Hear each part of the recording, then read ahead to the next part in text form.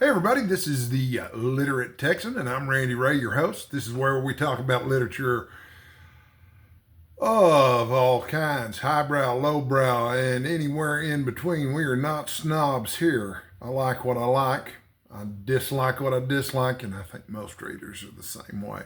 But this is my October to be read video. I did a Victober to be read video yesterday, I think it was.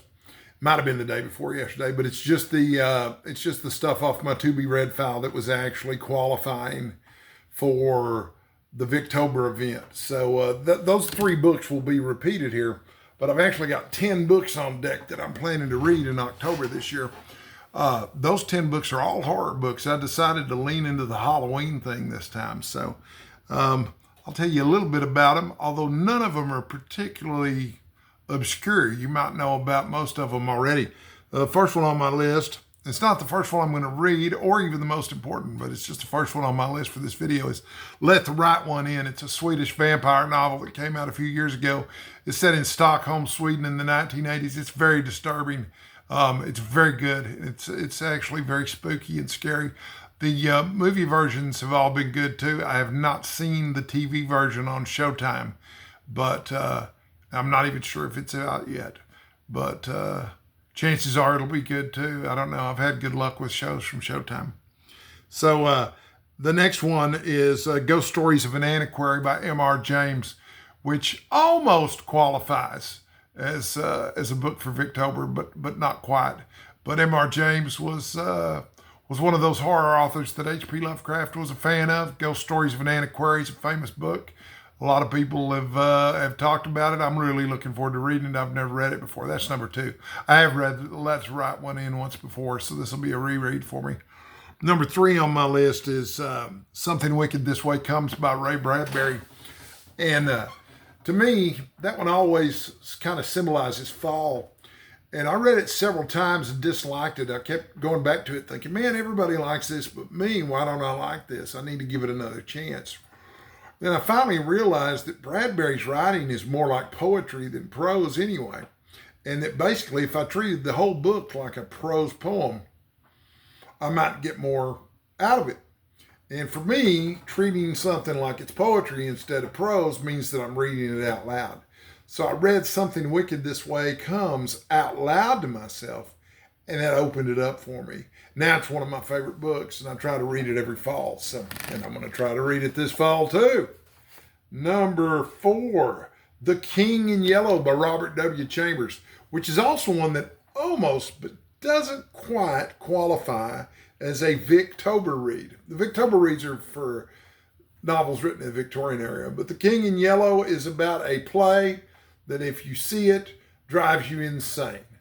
I think, or if you read it or see it, it's going to drive you insane. So, yeah, I've always heard it's definitely worth reading. It's another one that H.P. Lovecraft admired, so I'm looking forward to checking it out and seeing what it's all about. I understand it's pretty spooky, but like I say, I hadn't read it yet. So that was number 4. Number 5 is Salem's Lot by Stephen King. It's basically his retelling of Dracula in a small town in New England.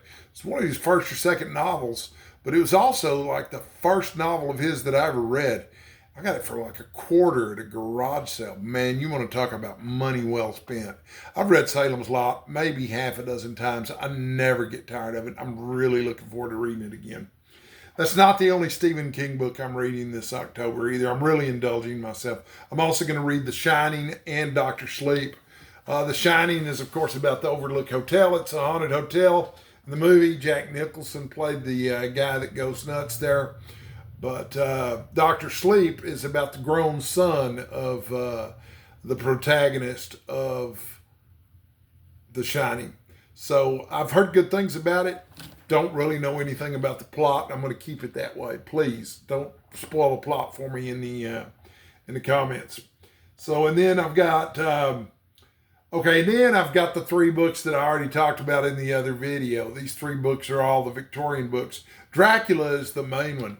Dracula is our pick for the Lone Star Book Club for the month, and I'm doing something special with that. Dracula and The Lord of the Rings and The Stand, all 3 are very, very similar books with very similar plots. And I've had a lot of interest because I pointed that out in one of my other videos. And so one of the things that I'm doing with the Lone Star Book Club is we're reading Dracula for our October pick in November. In October, excuse me. In November, December, we're reading The Lord of the Rings. And I haven't released 2026's list of books yet, but January of 2026, we're going to read The Stand by Stephen King. So we're going to do Dracula, The Lord of the Rings, and The Stand, all three in a row. And I want to get really interactive with those two, and I'm going to make a video about that coming up soon. But Dracula is also on my to-be read for October. How could it not? And then The Great God Pan, supposed to be one of the most terrifying novels ever written. I haven't read it yet, don't know much about it. And then finally, The People of the Mist, which is by H. Rider Haggard. And it's about a strange cult in a lost civilization in Africa. People in the Victorian era, loved adventure. And this is where adventure and horror overlap quite a bit. So that's what I'm reading next month. I'll be talking about all of those next month. But I also have a whole bunch of content about Victorian literature and the Victorian era that isn't going to be directly related to the books that I'm reading either. Basically, I'm going to be studying the Victorian era, sharing what I've learned about the literature of the Victorian era with you on the channel, and putting together one heck of a great to-be-read list for Victober next year. This is my first time to participate in Victober, but I really wanted to read these other books too, so I didn't want to read exclusively Victorian stuff for Victober this year. Next year, though, it's going to probably be all Victorian literature all the time. But anyway, that's it. One of the shortest videos I've ever made. I'm not talking too long about these books. I will see you in the next video. Thank you for watching. Stay sexy, folks. Stay hydrated, and I'll talk to you soon.